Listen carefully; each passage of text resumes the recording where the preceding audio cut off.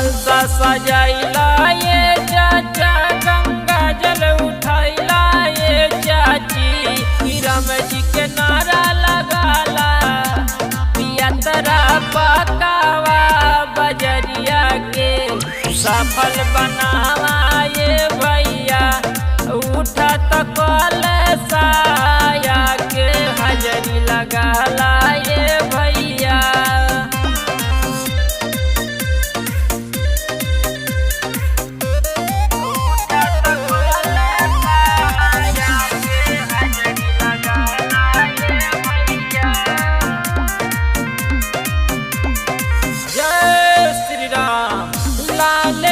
से उठी जलवा याद काला ठीक से, केहू नहीं छूटे पावे कह दिहानिक से।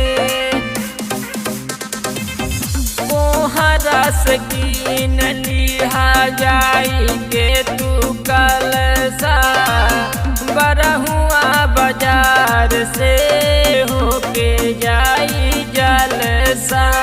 ध्यान से सुन लाए भैया, सबके बताई दाए भैया। या अपन दुखवा मिटाला, कि यात्रा पकावा बजरिया के सफल बनावा ये भैया। कि उठा तो कलसाया के हाजरी लगाला ये भैया।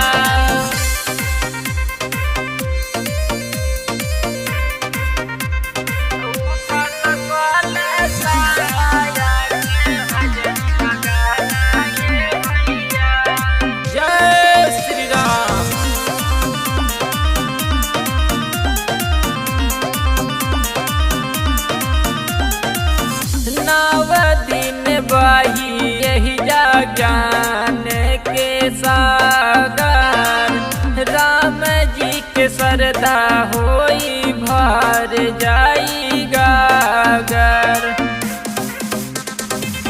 तेज बहादुर संदीप गावे ले भजनावा, सुख शांति बरसे सबके भवानावा।